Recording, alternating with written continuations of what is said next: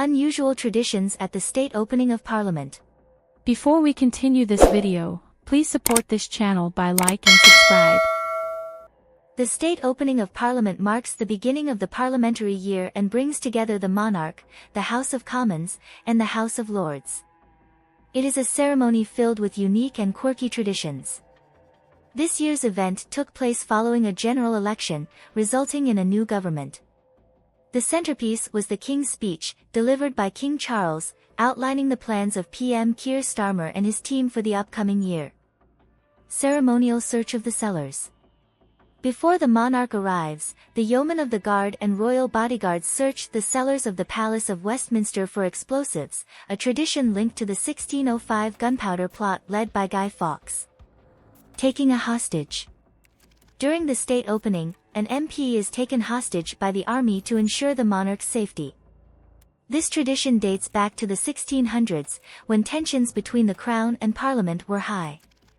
This year, Labour MP Samantha Dixon served as the hostage, released once the King returned to Buckingham Palace.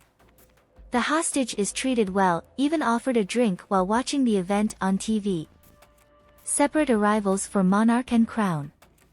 The Crown and the monarch arrive separately. The Crown procession leaves Buckingham Palace about 20 minutes before the head of state, with the crown jewels transported from the Tower of London to Parliament. The King travels in a horse-drawn Irish state coach, accompanied by the Household Cavalry Mounted Regiment. King Charles's entrance to Westminster. Upon arrival, King Charles and Queen Camilla were met with a 41-gun salute and greeted by the Lord Great Chamberlain and the Earl Marshal. They ascended the royal staircase to the Norman porch and entered the robing room, where Charles donned the robe of state and the imperial state crown. They proceeded to the Lord's chamber, where the King took his place on a slightly taller throne than the Queen's. The King's speech. In the Lord's chamber, the King delivered the gracious speech, a statement of government policy for which the monarch has no personal responsibility. The speech is brought in a silk bag by the Lord High Chancellor, who presents it to the King on bended knee. Return to Buckingham Palace.